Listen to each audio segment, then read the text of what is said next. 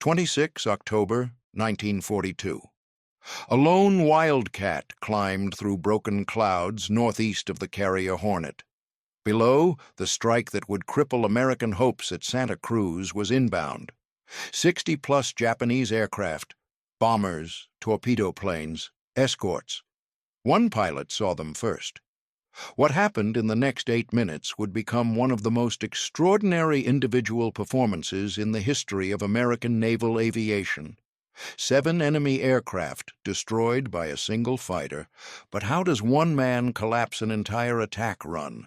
The South Pacific in late October 1942 was a region balanced on a knife's edge.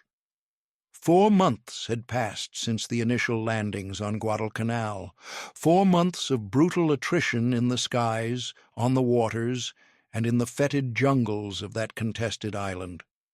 The Americans had carved out Henderson Field, a primitive airstrip of packed earth and Marston matting, and they held it with a desperation born of strategic necessity. Whoever controlled that airfield controlled the Solomons. Whoever controlled the Solomons controlled the gateway to Australia. The Japanese understood this calculus as clearly as the Americans. Throughout the autumn months, they had launched repeated attempts to retake the island. Naval bombardments had cratered Henderson Field, ground assaults had tested the marine perimeter, and in the waters surrounding the island, a deadly game of convoy and counter-convoy had claimed warships on both sides with alarming regularity. The waters between Savo Island and Guadalcanal had earned a grim nickname among American sailors: Iron Bottom Sound. So many ships lay on the seabed there that the name required no explanation. By mid-October, both navies were preparing for a decisive confrontation. The Japanese combined fleet had assembled a powerful force built around 4 aircraft carriers: Shokaku, Zuikaku, Zuiho, and Junyo, veterans of Pearl Harbor and the Indian Ocean raids. Their air groups were experienced, their doctrine refined through months of combat. The Americans could answer with only 2 fleet carriers, Enterprise and Hornet. The mathematics were not encouraging. The weather that autumn was typical of the region. Humid air masses collided with cooler fronts moving up from the southern latitudes. Towering cumulus formations built throughout the mornings, their bases flat and gray, their tops reaching toward 40,000 feet. Rain squalls moved across the ocean in dark curtains, providing concealment one moment and clearing to reveal bright tropical sunshine the next. Visibility could shift from 20 miles to less than 1 in a matter of minutes. These were not ideal conditions for carrier operations, but carrier operations would proceed regardless. Aboard the American carriers, the air groups had been working at a punishing tempo. Searches launched before dawn, combat air patrols rotating throughout the daylight hours, strike packages assembled, briefed, armed, and held on deck in readiness for the contact reports that might come at any moment. The pilots lived in a state of sustained tension, sleeping in their flight gear when they could sleep at all, eating sandwiches brought to ready rooms where they waited near telephones connected to the ship's combat information center. The Grumman F4F Wildcat was their primary fighter, a stubby, barrel-chested aircraft that looked almost ungainly compared to the sleek Japanese Zero. The Wildcat was heavier, slower in level flight, and climbed with considerably less enthusiasm than its opponent. Its manually cranked landing gear required 29 turns of a crank handle to retract, a process that left pilots vulnerable during the critical moments after takeoff. But the Wildcat had virtues that did not appear in performance specifications. Its airframe was robust, built to absorb punishment that would have shattered lighter aircraft. Its self-sealing fuel tanks reduced the risk of catastrophic fires. And its 650 caliber machine guns, when they found their target, delivered a weight of fire that could dismember an enemy aircraft in seconds.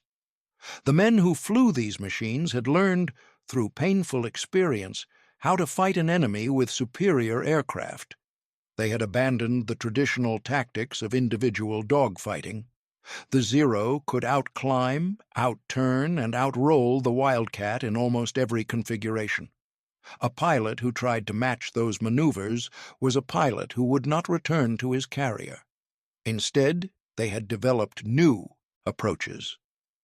The Thatch Weave, named for Lieutenant Commander John Thack, used pairs of Wildcats flying in mutual support, each pilot watching his wingman's tail, each ready to turn into an attacker pursuing the other. Altitude became currency. Energy became survival. Hit and extend, never slow down to pursue, never engage in a turning fight unless absolutely necessary.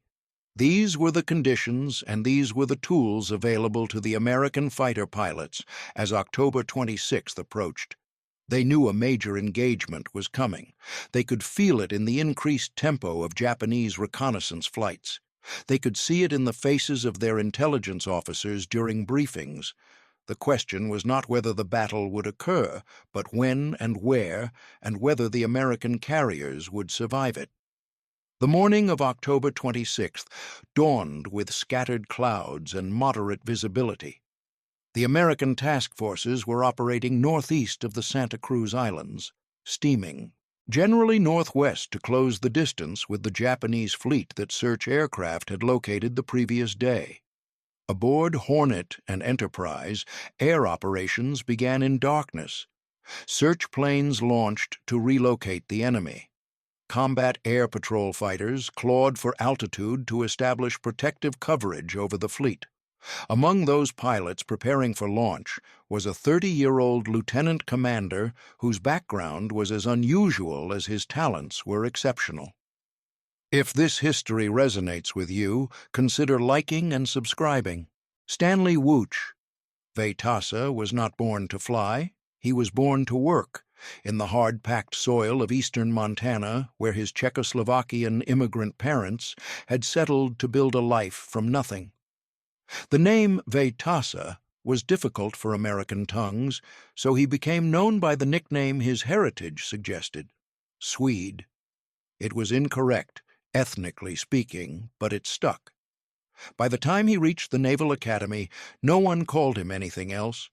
He grew up in Circle, Montana, a town that existed primarily to serve the ranching and farming communities scattered across the rolling prairie. The landscape there was vast and unforgiving. Summers brought scorching heat and clouds of grasshoppers that could strip a field bare in hours. Winters brought temperatures that could kill an unprepared man in minutes.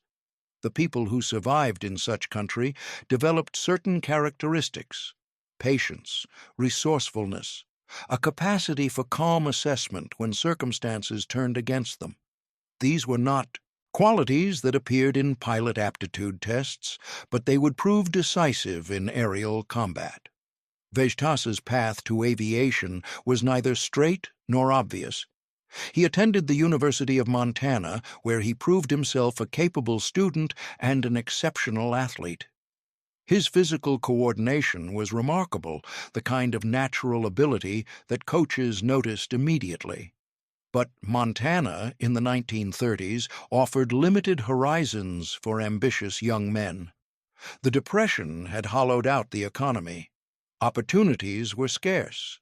The military, for those who could meet its standards, offered something rare: a steady paycheck, structured advancement, and the chance to participate in something larger than the struggle for daily survival. He applied to the Naval Aviation Cadet Program and was accepted. The training that followed would transform a Montana farm boy into one of the most accomplished fighter pilots in American naval history, though no one could have predicted that outcome at the time. He was simply another young man learning to fly, mastering the sequence of skills that naval aviation demanded: takeoffs and landings on pitching carrier decks, navigation over featureless ocean, formation, flying in weather that obscured the wingtips of adjacent aircraft, gunnery runs against towed targets that seemed impossibly small against the bright Pacific sky. What set Vejtasa apart was not immediately apparent. He did not possess the flamboyant confidence that marked some successful pilots. He was not given to dramatic gestures or colorful language. His flying style was precise rather than spectacular. He understood the aircraft as a mechanical system with specific capabilities and limitations, and he operated within those boundaries with disciplined consistency. His gunnery scores were excellent, but not record-breaking. His evaluations were positive, but not effusive. He was, by all conventional measures, a solid professional naval aviator. But there was something else, something harder to quantify. Vejtasa possessed an unusual capacity for three-dimensional thinking. He could visualize the geometry of aerial combat with a clarity that escaped many pilots. While others saw a swirling melee of individual aircraft, Vejtasa saw vectors and angles, approach paths and escape routes, the mathematical relationships between speed and position that determined who lived and who died. This ability had not been taught at flight school. It seemed to be inherent, perhaps a product of those Montana winters when a young man had nothing to do but think. By early 1942, Vejtasa was assigned to Fighting Squadron 10, operating from the carrier Yorktown. The squadron designation was VF-10, and its pilots were about to receive the most intense combat education the Pacific War could provide. The spring and summer brought a succession of engagements that compressed years of normal operational experience into weeks. The Coral Sea in May, midway in June, the desperate fighting around Guadalcanal that continued through the summer and into the fall. Vejtasa's first significant combat experience came not as a fighter pilot, but as a scout bomber pilot. The Navy's chronic shortage of trained aviators meant that qualified pilots were sometimes reassigned to fill gaps in different squadrons. During the Battle of the Coral Sea, Vejtasa was flying an SBD Dauntless dive bomber when his formation was attacked by Japanese fighters. In the swirling engagement that followed, Vejtasa demonstrated the instincts that would define his combat career. Rather than simply evading, he turned his bomber to meet the attackers, using his forward-firing guns and his aircraft's superior dive performance to engage opponents who expected only a fleeing target. He was credited with shooting down 3 enemy aircraft, an almost unheard-of achievement for a bomber pilot. The incident revealed something important about Vejtasa's psychology. He was not a defensive thinker. When threatened, his instinct was not to flee, but to attack. This was not recklessness. It was a calculated understanding that aggression, properly applied, could disrupt an opponent's plans and create opportunities that passive defense could never provide. A pilot who ran invited pursuit. A pilot who turned to fight forced his attacker to reassess, to consider whether the easy kill might become something more costly. After Coral Sea, Vejtasa returned to his proper role as a fighter pilot. The experiences of those chaotic months had sharpened his skills and confirmed his instincts. By October, when the American carriers moved to challenge the Japanese near the Santa Cruz Islands, Lieutenant Commander Vejtasa was one of the most experienced combat pilots in the Pacific Fleet. He had seen what worked and what did not. He understood the Wildcat's strengths and had learned to exploit them. He knew that survival depended on discipline, on maintaining energy, on never surrendering the initiative. These qualities would be tested to their absolute limits on the morning of October 26th. The fundamental problem facing American carrier commanders at Santa Cruz was one of arithmetic. The Japanese had more carriers, more aircraft, and more experienced air crews. The Americans had been fighting with diminishing resources for months. Saratoga was under repair after a submarine torpedo. Wasp had been sunk in September. Enterprise had been damaged and hastily patched. The Navy was committing everything it had, and everything it had was not enough. The tactical situation that morning compounded the strategic disadvantage. Both fleets had located each other on October 25th and had maneuvered throughout the night, each seeking favorable positioning for the airstrikes that would decide the battle. By dawn on the 26th, the opposing forces were separated by approximately 200 miles of open ocean. This was knife-fighting range for carrier warfare. At those distances, the time between launch and strike was measured in less than an hour. There would be little warning when the attacks came. The American search planes found the Japanese carriers early that morning. Strike packages began launching from Hornet and Enterprise before 8 o'clock. But the Japanese search planes had been equally efficient. Even as American aircraft winged toward the enemy fleet, Japanese strike groups were assembling for their own attacks. The two strikes would pass each other in the air, each heading toward carriers that would be fighting for survival when the bombs and torpedoes arrived. Aboard the American carriers, the combat air patrol fighters held their stations above the fleet. The Wildcat's limited range meant that fighters could not be held at maximum altitude indefinitely. Fuel consumption increased dramatically at high altitudes, where engines worked harder in thin air. The patrol patterns were calculated compromises between altitude advantage and endurance, between coverage area and concentration. No solution was perfect. Every choice involved trade-offs. The radar systems available to the American fleet in October 1942 were primitive by later standards. The CXAM and SC radar sets could detect incoming aircraft at ranges of roughly 50 miles under optimal conditions. But optimal conditions rarely existed. The radar returns were cluttered by sea return, by false echoes from cloud formations, by the difficulty of distinguishing altitude from range. Fighter direction officers worked with incomplete information, vectoring their patrol aircraft toward contacts that might be enemy strikes, or might be returning friendly aircraft, or might be nothing at all. When the first Japanese strike group appeared on radar screens that morning, the scale of the attack was not immediately clear. The radar showed contacts, but how many aircraft and at what altitude and in what formation remained uncertain.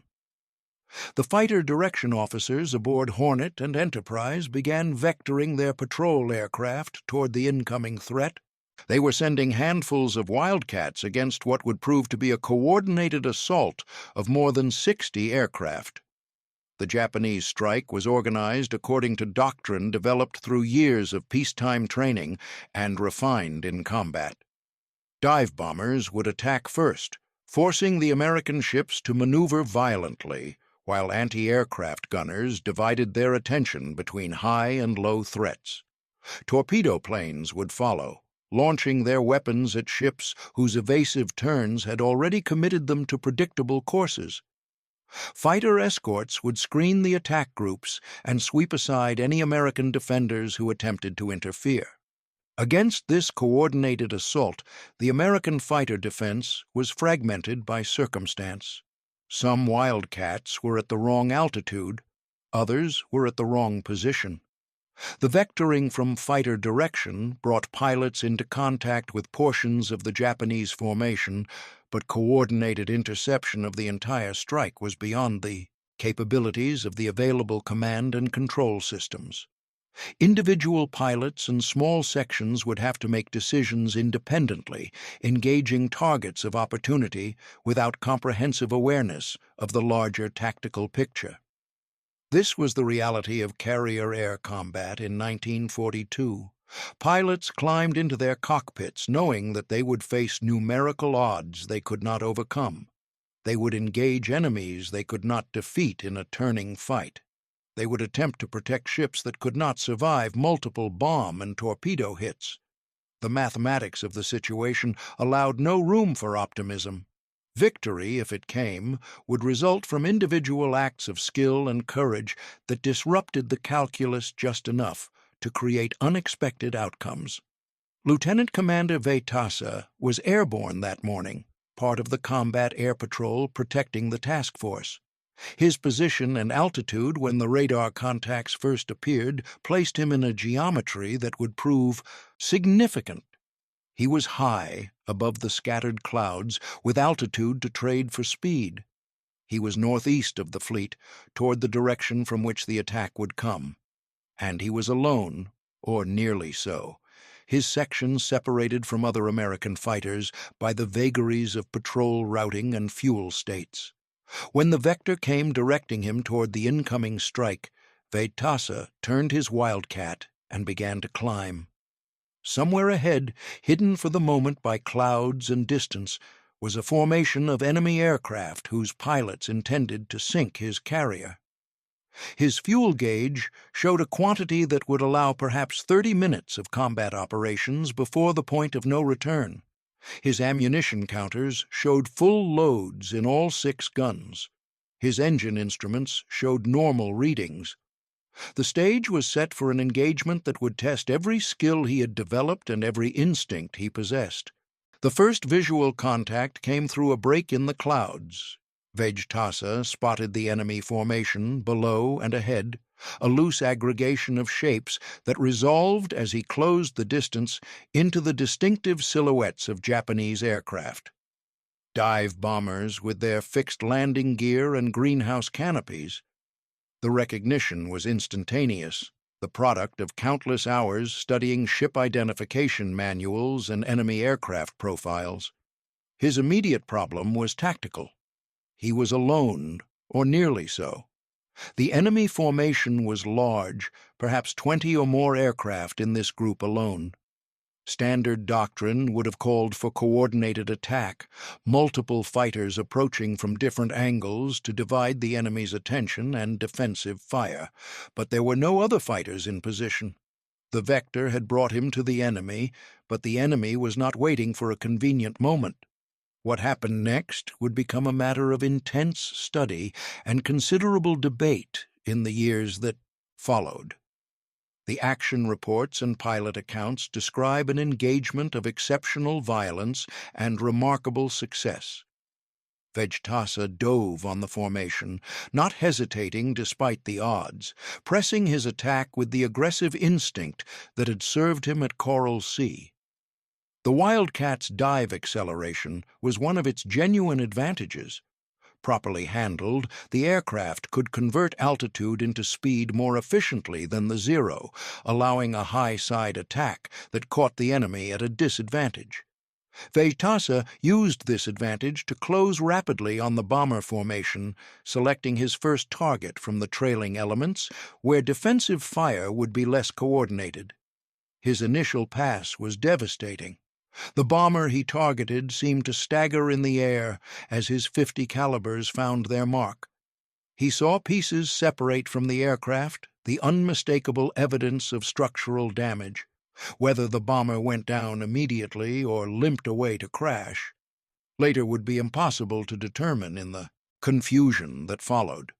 Vejtasa was already pulling out of his dive, trading speed for altitude, setting up for another pass. The combat that followed defies simple description. Vejtasa made multiple attacks on the bomber formation, each pass executed according to the principles he had learned and refined. He did not pursue targets beyond the point where his energy state became critical. He did not allow himself to be drawn into slow-speed maneuvering where the enemy's escort fighters could trap him. He attacked, extended, climbed, and attacked again. The records indicate that during this engagement, Vejtasa was credited with shooting down 5 Japanese dive bombers. The claims were based on observed results and were consistent with the reports of other observers who witnessed portions of the action. But combat in 3 dimensions, at high speed, with multiple aircraft maneuvering simultaneously, produces confusion even among experienced participants. Vejtasa himself would have had only fragmentary awareness of the overall situation, his attention consumed by the immediate demands of aircraft performance, weapons employment, and threat assessment. What is certain is that his aggressive intervention disrupted the cohesion of the Japanese strike. A bomber formation depends on coordination. Each aircraft must maintain its position relative to the others, following the lead through the approach to the target, maintaining the timing that ensures concentrated attacks rather than scattered individual efforts. A fighter slashing through that formation forces pilots to evade, to break their disciplined spacing, to lose the rhythm that makes coordinated attack possible. Vejtasa was not finished. As the dive bombers dispersed under his attacks, he encountered a second group of Japanese aircraft. Torpedo bombers, the slow and vulnerable but deadly effective Nakajima aircraft that had helped sink so many Allied ships since December. These aircraft were flying lower, heading for the American task force with weapons that could tear a carrier's hull open below the waterline.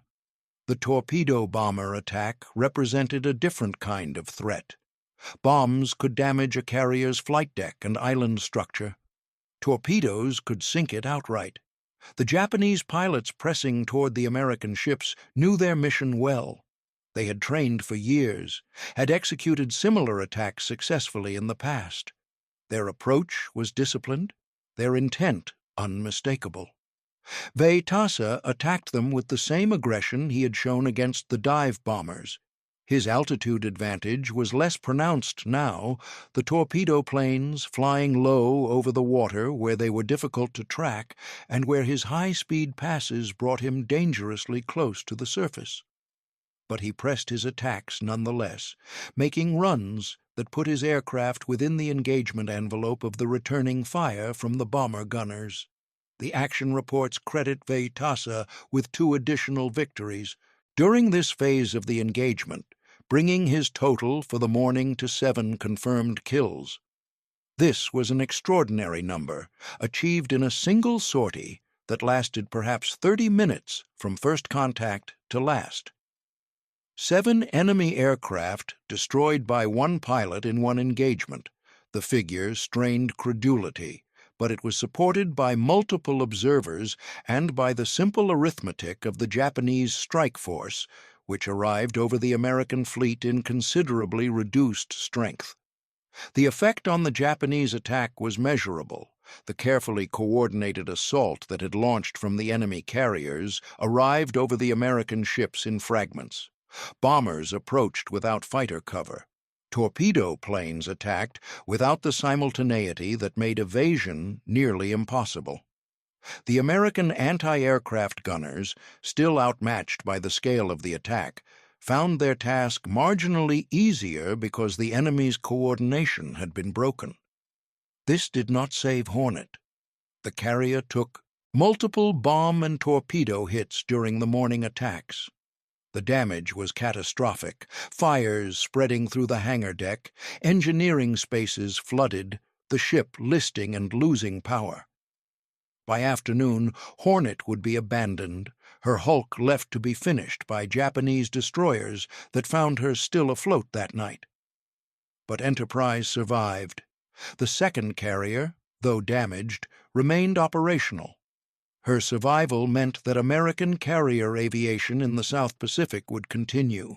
The battle would be recorded as a tactical defeat for the Americans, another carrier lost in the grinding attrition of the Guadalcanal campaign. But it was not the annihilating victory the Japanese had sought. Lieutenant Commander Vejtasa landed aboard after the engagement with fuel gauges showing quantities that provided little margin for error. His aircraft bore the marks of the combat, holes in wings and fuselage from the defensive fire he had absorbed during his repeated passes. He climbed from the cockpit exhausted, his flight suit soaked with perspiration, his mind still processing the speed and violence of what had just occurred.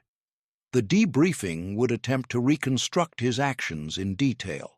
The intelligence officers would probe for information about enemy aircraft types, formation tactics, defensive armament. Vejtasa would do his best to provide answers, though much of the engagement had become a blur of impressions rather than a coherent narrative. What he knew with certainty was that he had engaged the enemy repeatedly, that his attacks had achieved results, and that he had brought his aircraft and himself back to the carrier.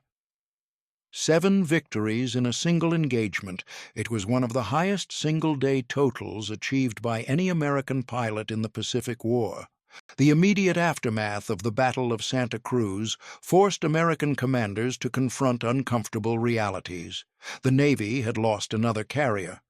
Hornet was gone, scuttled after damage too severe to repair, her loss adding to the desperate mathematics of the Pacific campaign. Enterprise, though still operational, required extensive repairs.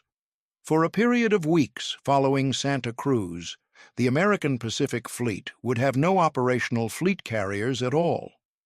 The entire offensive capability of American naval aviation in the Pacific rested on the damaged Enterprise and the escort carriers that were too slow and too small to operate with the fleet. In this grim context, the individual achievements of the battle took on heightened significance. Every enemy aircraft destroyed represented a reduction in Japanese striking power.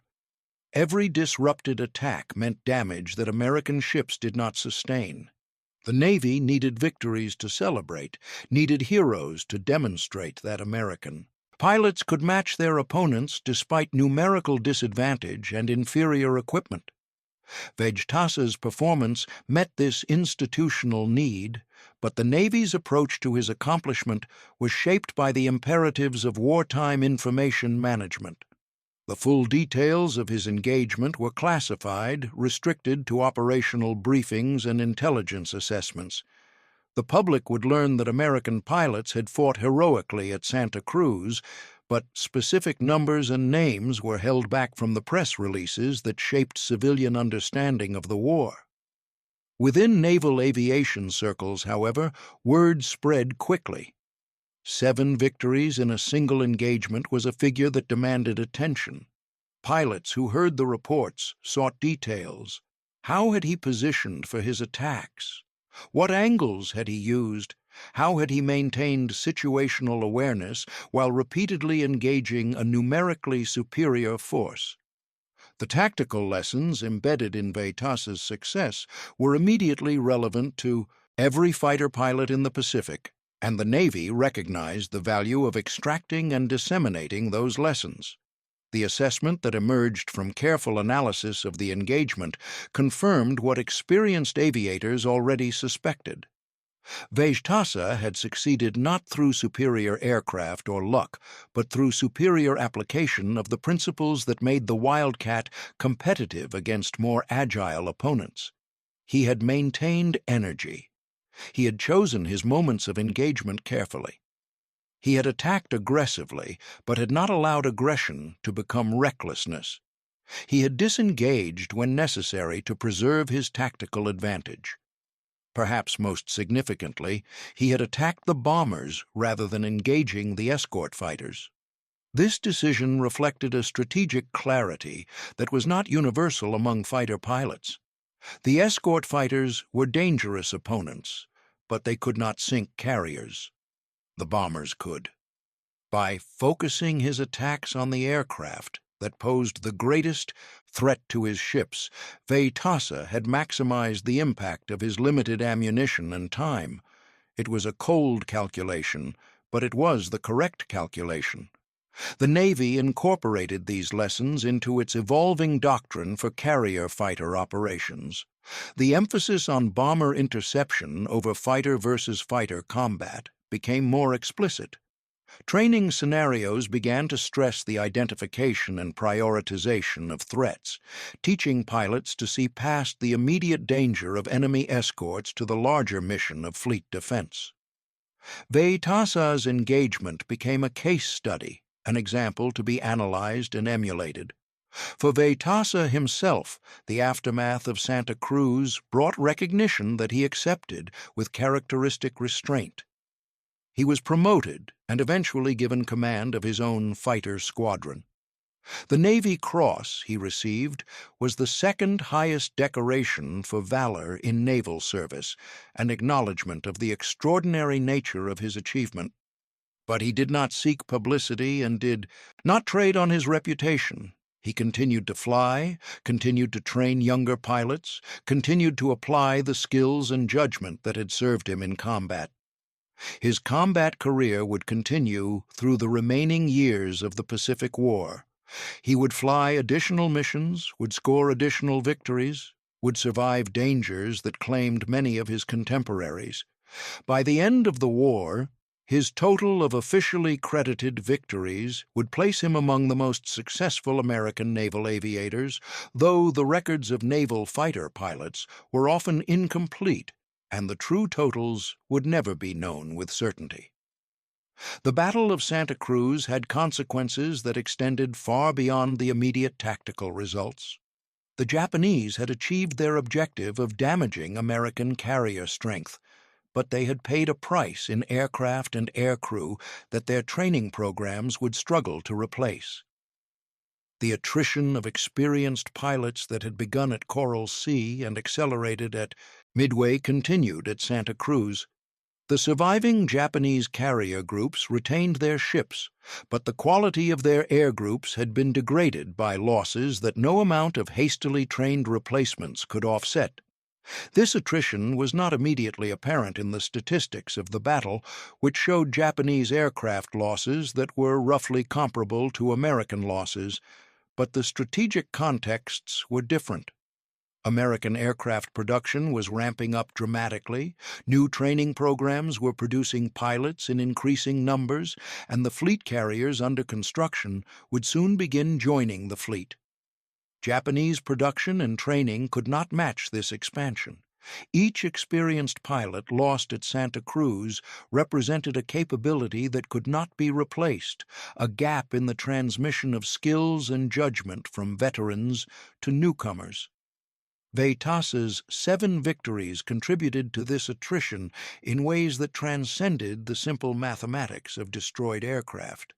The pilots he shot down included men with combat experience, with knowledge accumulated through the first year of the Pacific War. Their loss weakened not just the squadrons to which they were assigned, but the entire fabric of Japanese naval aviation expertise.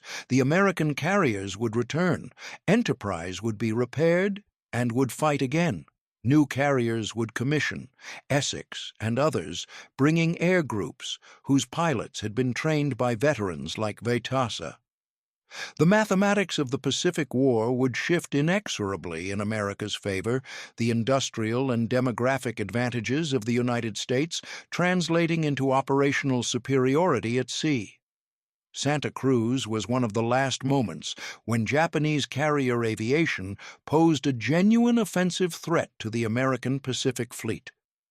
The battles that followed would increasingly favor the defenders becoming attackers, American task forces moving westward across the Pacific, while Japanese carriers struggled to rebuild air groups capable of challenging them.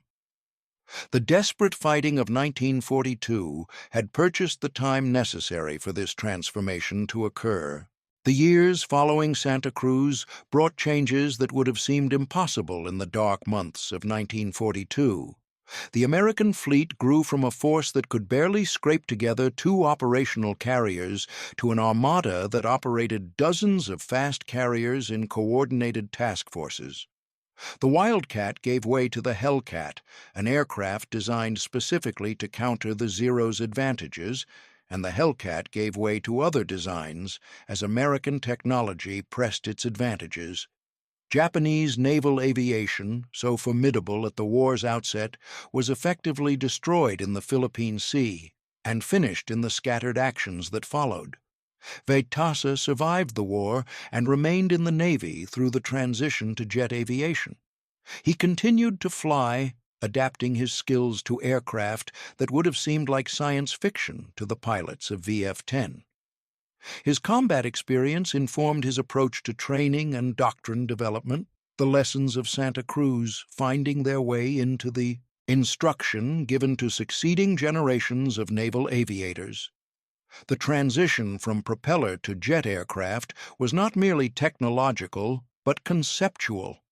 The tactics that had worked against Japanese aircraft at 300 knots required fundamental revision for combat at 600 knots and above. Vejtasa and his contemporaries served as bridges between the two eras, carriers of institutional memory who could connect the principles of aerial combat to their application under radically different conditions. His later career included assignments that took him far from the cockpit, administrative positions that reflected the Navy's investment in officers who combined combat experience with demonstrated leadership. He eventually retired as a captain, a rank that recognized his contributions without the flag status that would have come with continued advancement. Like many combat pilots, he found the peacetime Navy less compelling than the service he had known during the war, when decisions had immediate and tangible consequences. In retirement, Vejtasa maintained connections with the naval aviation community, attending reunions and contributing to historical projects that sought to preserve the memory of the Pacific Air War. He was interviewed by historians, asked to revisit the events of October 1942 and the other engagements that had shaped his career. His recollections were characteristically modest, emphasizing the contributions of others, the quality of his training, the capabilities of his aircraft. He deflected credit with the ease of someone genuinely uncomfortable with praise. The 7 victories at Santa Cruz remained the defining achievement of his combat career, the engagement that captured the possibilities of individual excellence in a war increasingly dominated by mass and machinery. Later pilots would score higher totals, would accumulate victories across multiple engagements and extended campaigns, but few would match the concentrated intensity of that single morning, the half-hour of combat that had disrupted an enemy strike and demonstrated what one pilot could accomplish against overwhelming odds. The tactical lessons of Vejtasa's engagement were absorbed into the body of doctrine that guided American fighter operations through the remainder of the war and beyond. The emphasis on energy management, on choosing when to engage and when to extend, on prioritizing threats based on their capability to damage the mission rather than their immediate danger to the individual pilot, all of these became standard elements of fighter training. Generations of naval aviators would learn principles that traced their lineage to the scattered encounters over the Santa Cruz Islands. But doctrine and tactics were only part of what Vejtasa represented. His achievement also embodied a particular attitude toward combat, a willingness to engage aggressively when circumstances demanded, to accept risks that calculation suggested were excessive, to trust that skill and judgment could create opportunities that caution would never reveal. This was not recklessness. It was the calculated application of offensive spirit against an enemy who expected defensive reactions. The pilots who followed Vejtasa into combat through Korea and Vietnam and the conflicts that came after inherited this tradition. They flew different aircraft in different tactical environments, but they carried with them an institutional memory that connected them to the desperate fighting of 1942. The stories they heard, the examples they were given, the attitudes they absorbed, all bore the imprint of pilots like Vejtasa, who had demonstrated what was possible when individual skill met operational necessity. Stanley Vejtasa died in January 2013 at the age of 100. He had outlived nearly all of his contemporaries, had seen the Navy he served transform beyond recognition, had witnessed the world that the Pacific War had shaped evolve through decades of Cold War and its aftermath. His passing was noted in naval aviation publications and in the memories of those who had known him. A quiet departure for a man who had lived much of his life without seeking attention. The carrier Hornet, whose defense had occasioned his most famous engagement, rested on the floor of the South Pacific, her hulk discovered by deep ocean expeditions decades after the war. The remains of the Japanese aircraft Vejtasa had destroyed were scattered across thousands of square miles of ocean, their locations unknown and unknowable. The battle that had seemed so consequential in October 1942 had become a historical episode, studied in war colleges and recounted in books, but increasingly distant from the lived experience of serving naval personnel. Yet the legacy persisted in forms that transcended individual memory. The tactics that Vejtasa had employed, refined by subsequent experience and adapted to changing technology, remained embedded in the training given to every fighter pilot who earned wings of gold. The attitude he had demonstrated, the willingness to engage aggressively in defense of the fleet, continued to shape the culture of naval aviation. These were inheritances that could not be quantified but could not be denied. The specific details of his engagement at Santa Cruz would continue to be debated by historians and aviation enthusiasts. The exact number of his victories, the precise sequence of his attacks, the degree to which his actions influenced the outcome of the battle, all remained subjects of analysis and interpretation. The chaos of aerial combat resisted definitive reconstruction.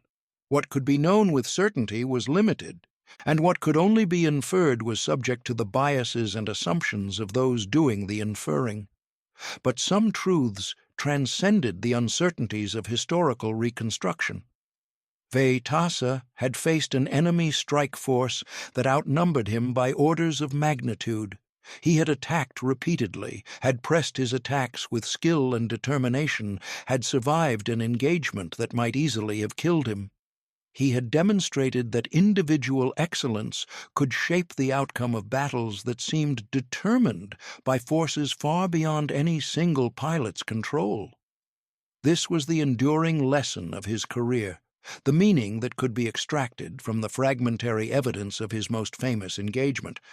In a war of industrial production and mass mobilization, of strategic decisions made in distant capitals and executed by anonymous thousands, the individual still mattered. Skill, judgment, courage, and will could still tip the balance at the crucial moment when everything hung in uncertainty. The men who flew after him would face their own crucial moments, their own opportunities to demonstrate what one pilot could accomplish against odds that seemed impossible. They would draw, consciously or not, on the examples of those who had gone before, the accumulated wisdom of a tradition that stretched back to the first naval aviators who had launched from wooden decks into uncertain skies. Vejtasa was part of that tradition, one link in a chain that connected the past to the future. His grave marker bears the simple identifications that military cemeteries provide: name, rank, dates of service, a summary of a life reduced to essential facts. The marker does not mention 7 victories at Santa Cruz, does not describe the desperate morning when a single Wildcat had disrupted an enemy strike.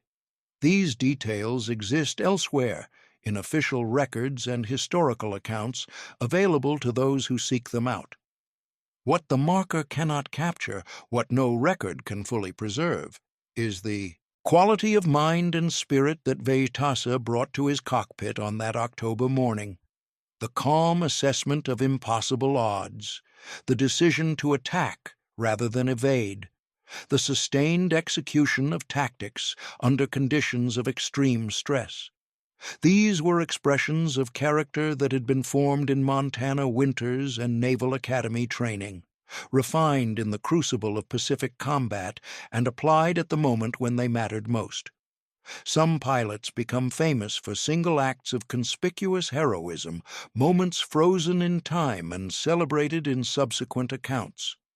Vejtasa's achievement was different in character, a sustained performance rather than a single dramatic gesture, a demonstration of professional excellence under conditions that might have excused far lesser efforts. He did not overcome the enemy through sacrifice, but through skill, not through luck, but through the systematic application of everything he had learned about aerial combat. This is what makes his story worth preserving, worth telling to those who will never fly a Wildcat or face a Japanese strike force or know the particular fear of carrier combat in the Pacific. The principles he embodied were universal. Preparation matters. Discipline matters. The willingness to engage, to commit fully to the moment of crisis, matters most of all. The skies above the Santa Cruz Islands are empty now of the aircraft that fought there 80 years ago. The carriers that launched them have been scrapped or sunk or preserved as museums. The pilots who flew them have passed from living memory into history. But the questions they answered, about what one person can accomplish when everything depends on their skill and courage, remain relevant to every generation that follows. In the geometry of aerial combat, in the mathematics of energy and angle and timing, there exists a truth that transcends the specific circumstances of any single engagement. The pilot who maintains his composure, who sees clearly when others are blinded by fear or confusion, who acts decisively when hesitation would be fatal. That pilot can change the course of events far beyond what his individual strength would suggest. Vejtasa understood this truth and lived it on the morning of October 26, 1942. His understanding became a gift to those who came after, a demonstration that the impossible is sometimes possible, that the mathematics of defeat can sometimes be overcome by the calculus of human will. One pilot, one fighter, 7 victories, and a lesson that will endure as long as men fly in defense of ships at sea.